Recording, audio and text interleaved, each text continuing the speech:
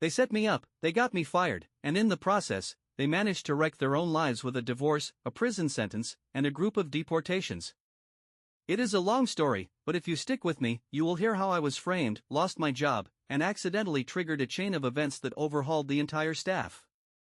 Several managers were either fired or transferred, the general manager lost his job and his marriage, and one of the managers ended up arrested after an FBI investigation. Oh, and a number of workers got deported. Let us get into it. I used to work at this fancy restaurant, part of a huge corporate chain that owned multiple brands across the country. I worked there for a little over 3.5 years before they finally found a way to fire me. But we will get to that later. First, let me set the stage and tell you about what I did at that job. My role there was not tied to one thing, I did a little bit of everything. From the moment I started, I made it my mission to learn as much as possible. I was relentless when I wanted to pick up a new skill or department. I started out as a server, but over time, I worked in carryout, hosting, bartending, bar backing, catering, banquets, and even deliveries. My main goal was simple, I wanted to keep myself as available as possible so I could work as many hours as I could. The pay was around $12 an hour, though it varied if I was bartending or waiting tables and earning tips. Eventually, management noticed that I was particularly good at one of the non-tipped roles, and they decided to unofficially promote me to a kind of supervisor role over the carryout, catering, and delivery team. I realized this would probably mean fewer hours for me, since I would only be working in one department instead of bouncing around, so I negotiated a raise of about $1.50 an hour. Management agreed to it. I was not trying to get rich off the job, I just wanted enough to cover my bills and have a little extra for fun. Living in Chicago, where taxes and living expenses are sky high, that was not easy. But I am a pretty simple guy. I do not need much to be happy. A good video game can keep me entertained for months, sometimes even years. I also had a pet that I brought with me to Chicago, which added to my expenses. Not long after I started as the unofficial supervisor, I began dating someone, so I was also spending more on going out. Thanks to some smart budgeting and my position at work, I was able to afford it all. Money was not the issue. The real problem was the high turnover in management. New managers came in all the time, and they usually had no idea what our department did or how important hours were for the people working in it. Eventually, word got out that our current general manager was getting replaced. The new guy, according to rumors, was supposed to be some kind of superstar at fixing struggling restaurants. We looked him up online, and the first thing we found was not a glowing review of his skills. It was a mugshot and a domestic abuse charge. For now, let us call him Mike. When Mike showed up and started shaking things up, one of our best managers quit. She flat out refused to work with him and, like she was some kind of fortune teller, warned us that we were in for sexual harassment, sexist comments, and general chaos. Not long after she left, Mike started replacing all the managers with people he had worked with before. By the time he was done, only one original manager was left standing, the kitchen manager, who we will call Carl. Carl had been around since the beginning of my time there. He was a survivor, adapting to fit whatever the current boss wanted. I guess I can respect that kind of hustle, but to me, he was just a brown-noser who would throw anyone under the bus to save his own skin. Mike never officially replaced the manager for our department, so things were pretty loose. We ran the department without much oversight, which worked fine because our team had things running smoothly. Since we did not have our own manager, we had to call on other managers whenever we needed approval for something. Carl was usually the one who answered, since the kitchen was closest to our department. Over time, the new management team started treating Carl as if he were in charge of our department, but the team still saw me as their go-to person. Anytime Carl tried to implement changes that would mess us up, the team relied on me to sort things out. I would either negotiate with him or work around whatever nonsense he was trying to push. This led to constant clashes between Carl and me. He was obsessed with the idea that we should be living off tips like servers, but that made no sense. Most of our orders were carry-out, and those came through apps like Grubhub, which do not include tips. Even when we had deliveries, the tips were barely $10 total, split between 4 people, it was next to nothing. The tips from deliveries were not much. On a good day, we might get $10 total in tips, which would then get split 4 ways. It was barely enough to make a difference. To me, it showed just how clueless Carl was about how our department operated. Eventually, Mike, Carl, and all the workers in our department called for a meeting. They pitched it as a way for everyone to voice concerns about the changes they were implementing, with promises that there would be no retaliation for speaking up. The team took them at their word and did not hold back. The workers pointed out how Carl was trying to cut their hours even though he was not officially our manager. Then someone brought up the fact that they were planning to hire a new manager for our department. The team suggested that I should take the role, considering I had already been supervising them and running the department without any major issues for months. On top of that, I was the one management leaned on when writing the schedule, as I knew which days each team member could or could not work based on their personal lives. The moment someone suggested me for the role, I could tell from the look on Mike's and Carl's faces that I had just painted a target on my back. They did not say anything right then, but I knew my time at the restaurant was about to be cut short. From that point forward, they would find a way to push me out. They made a big show of promising us that hours would not be cut. They said they would stop sending everyone home early except for one unlucky soul who had to handle all the closing tasks alone. It was a small department, but it was far too much work for one person to do while staying within health and safety regulations. They also promised that we would work the hours we were scheduled for and that at least 2 closers would always stay until the end of the shift. It did not take long for those promises to unravel. Within a week, they were back to sending everyone home early, leaving only one person to handle all the cleaning and closing duties. One night, I was the closer after we had returned from a huge catering event. The amount of cleanup left was staggering. Carl came in and told everyone else they could leave, but I stood my ground. I reminded him of the promises he had made to us during the meeting. He gave me a cold stare and said, "Quit complaining about it. If you keep this up, I can find someone else to take your shifts." It was clear he wanted me to push back so he could justify firing me. I bit my tongue and got to work, staying hours past my scheduled time. That night, I racked up overtime pay. A couple of days later, I was called in and written up for working overtime without managerial approval. I refused to sign the write-up, explaining that I had told Carl there was no way I could finish all that work alone before my shift ended. Thankfully, there was an HR representative there who was not part of Mike's inner circle, so I was allowed to leave without signing. Now, let us jump ahead to the day they fired me. I always arrived at work an hour early. Living in Chicago was expensive, and one of the few perks of the job was that employees could have as much soup and bread as they wanted for free. I would come in early every day, grab some soup and bread, and have my lunch before my shift started. On that particular day, I walked into the kitchen to grab some soup, and one of the line cooks stopped me. He told me there was an appetizer order that had been canceled, and Carl had told him to let someone take it. It just so happened to be my favorite appetizer, so I happily accepted. Not long after I sat down, Mike and Carl came over and asked if I had put in a ticket for the food.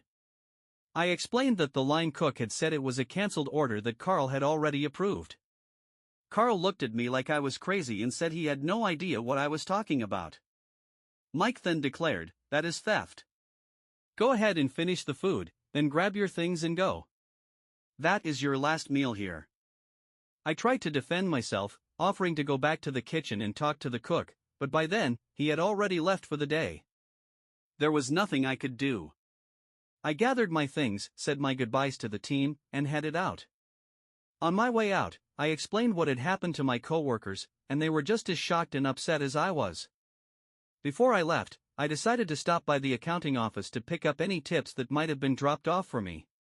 As I headed down, I had a gut feeling to set my phone to record, so I stuck it in my pocket with the camera rolling. While waiting outside the office, I overheard Mike and Carl talking. They were laughing and congratulating each other on finally getting rid of me. They said it had been their plan since the department meeting. I knocked on the door, and their tone immediately changed. They asked what I was doing there, and I told them I had come for my tips. They handed over what was in the safe. As much as I wanted to confront them, I kept my cool, shook their hands, thanked them for the opportunity, and left. On my way out, I pulled my phone out of my pocket and made sure to record the front of the restaurant with the sign and logo clearly visible. Working in a restaurant, you learn one thing fast: always cover your own back. It is true for most jobs, but something told me I would need to keep my bases covered more than usual. With an accusation like theft hanging over my head, I knew I needed to be ready to defend myself if it ever came up in a future job interview, which, as it turned out, is exactly what happened. That was the start of everything spiraling into chaos. On the train ride home, I started putting out feelers.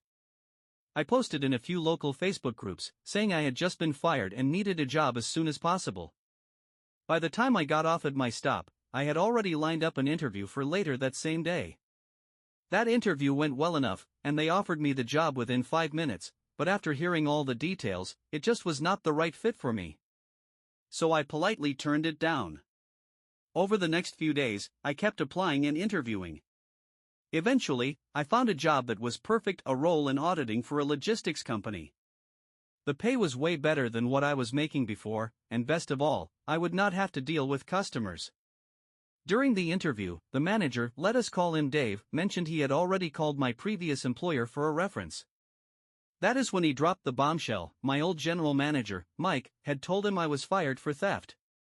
Fortunately, Dave gave me the chance to explain myself. I pulled out my phone and found the recording I had made on my last day at the restaurant.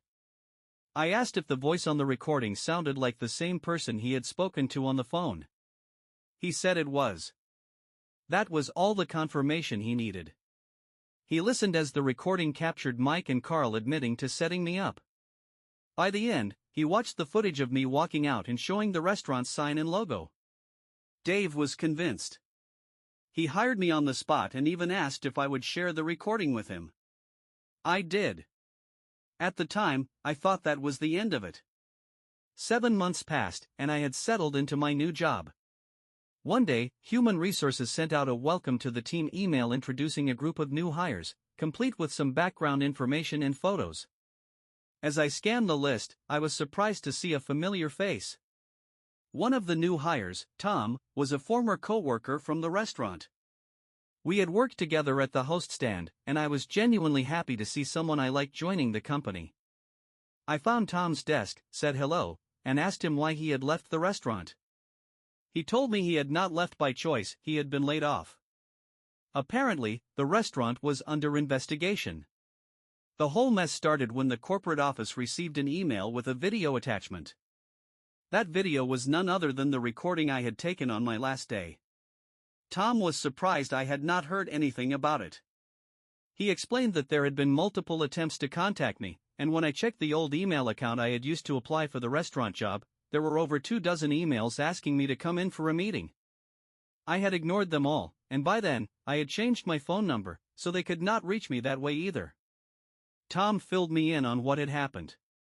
Before corporate sent anyone to investigate, Mike and Carl tried to bribe my former department with small pay raises, asking them to lie and say I was bad at my job. But when the corporate auditor showed up, let us call her Annette, things took a sharp turn. A few of my former co-workers quit on the spot, right in front of Annette, and spilled everything about how Mike and Carl had been running the department. That was strike one. Strike two came a few days later when Annette confronted Mike and Carl with the recording. They denied everything, but there was no mistaking Mike's distinct voice. The recording even caught us shaking hands and parting ways, which they had already boasted about to Annette, thinking it made them look professional. Things escalated quickly. Annette decided they needed to be separated. She demoted Mike to manager and transferred Carl to another restaurant owned by the company. That was when things got ugly. Their once solid alliance fell apart under the pressure. They started arguing publicly on the company's Facebook page. Tom told me about a now-deleted post where Carl was pictured at his new location. Mike commented something snarky, like, "Carl should not even be in this picture after what he did." Carl fired back with, "At least when people Google my name, they do not find out I punched my wife." Mike retorted, "Funny, coming from the guy cheating on his wife with Janet's sister." For context, Janet was the woman they put in charge of my old department after firing me. Carl shot back, "Like you have not tried hooking up with half the waitresses. They all have stories about you." Annette saw the post before it was deleted. That was strike 2. Strike 3 came the next day when Annette began interviewing the female staff. Several waitresses and bartenders came forward with eerily similar stories about Mike making inappropriate advances. He had offered to be their sugar daddy in exchange for nude photos or after-hours favors. That was the final nail in his coffin. Mike was fired. But the fallout did not stop there. Annette, as it turned out, was not just any auditor. She had previously been the regional manager and had personally hired Mike's wife as a general manager at another restaurant. Annette called Mike's wife and told her everything the staff had revealed. Not long after, we heard that she had filed for divorce. Apparently, she had already given him a second chance after he had physically abused her, but this time, she was done for good. After Mike was fired, Annette turned her attention to one of the line cooks, the same one who had handed me that cancelled appetizer on my last day. During the interview, something unexpected came up. The cook accidentally let it slip that he was not in the country legally. Annette, holding his employee file with an Illinois ID and social security number in it, was immediately confused. She pressed him for more details, and eventually, the truth came out. It turned out that Carl had connections in the shadows and was running a small-scale black market operation. He had been arranging for fake social security cards and IDs to be made for undocumented workers he hired at reduced wages. This side hustle had apparently been going on for at least 4 years. What Carl was doing was a felony, plain and simple. The potential public relations disaster for the company was enormous. Annette had no choice but to alert the authorities. The local police department quickly called in the Federal Bureau of Investigation because some of the evidence crossed state lines. Carl was arrested and wasted no time cooperating with the authorities. He provided names of workers he had sold fake documents to. I do not know if he gave them all up, but he named around 14 people. Out of those, at least half were deported by the time Tom was let go from the restaurant. One of those deported workers was the same line cook who had given me the food that day. Tom explained how it all started because of my firing. The funny thing is, I never sent that recording to corporate. I had only given it to my new boss, Dave, when he hired me. When I asked Dave about it, he told me he had shown it to his wife because she was a lawyer. He wanted her opinion on whether I had a case to sue my old employer. But Dave also remembered something I had told him during one of our first conversations. I had said, I am not the kind of person who wants to make millions off a company because of the actions of a couple of bad apples. But it sure would be satisfying to see them lose their jobs. His wife apparently took that to heart. She sent the recording to the legal team at the corporate headquarters of my old job. From there, the dominoes began to fall. What Dave and his wife intended as a way to hold 2 bad managers accountable turned into something much bigger than anyone could have imagined. The fallout was massive. There were sexual harassment allegations. Managers were exposed for cheating on their spouses with people they had promoted. One of the managers got divorced. Mass layoffs occurred. Several ongoing investigations were launched. The staff was completely overhauled. An FBI investigation uncovered black market dealings in fake government documents, and at least 6 people were deported, though the number might have been closer to 14. Looking back, I do not know if this counts as nuclear revenge. I did not set out to bring down the entire place. But Tom made it clear to me that even if I had not meant for it to happen, it was definitely nuclear. The crater left behind was enormous.